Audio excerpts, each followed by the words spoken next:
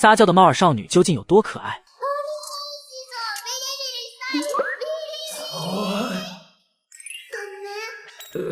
弗兰跟随大部队来到蜘蛛巢穴，由于这种地下城实在太简单，弗兰就跟在后面一路打着酱油，顺便向阿曼达询问关于技能的事。因为技能都是直接从男主身上继承过来的缘故，他很想知道其他冒险者是怎么学习技能的。见弗兰愿意求助自己，阿曼达很是开心，便将自己知道的相关知识尽数告诉了弗兰。其中烽火组成的雷鸣复合魔术，弗兰很是感兴趣，于是请求男主将其学会，这样他就能体验到哔哩哔哩的感觉了。可男主觉得弗兰刚了解到什么是复合魔法，一下子就学会的话很不自然，这样会引起别人的怀疑，建议他出去后再学。但弗兰实在等不下去，于是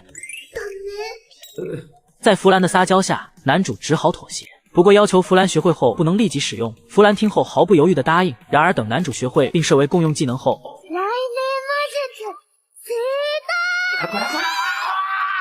不知不觉间，队伍来到了地下最深的第6层。这次的任务就是收取地下核心产出的魔矿石。不过不知何因，这里的蜘蛛都比以前提升了一个等级，导致队伍中的1级冒险者根本打不过，只好拜托弗兰和阿曼达先清出一条退路，让众人退回第5层。可当众人退回第5层时，中了混乱毒的2个猪队友开始乱跑，一不小心将弗兰一起撞到了未探索的机关区域。伴随着地面黄光的出现，弗兰和2名猪队友被传送到了未知区域，而男主却被留在了原地。师匠そんな。奥に何かいる。でけえぞ。アマンダ様、可能性とは。罠作成だけでなく、罠改造のスキルを持つ魔獣の存在。トリックスパイダーの上位種。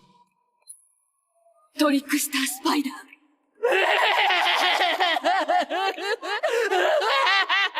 師匠がいなきゃスキルも魔術も使えない。反響定位、気配察知、熱源探知。くそ、どれもダメだ。俺の手持ちスキルじゃ見つからない。フラン、どこだ？どこにいる？返事をしてくれ！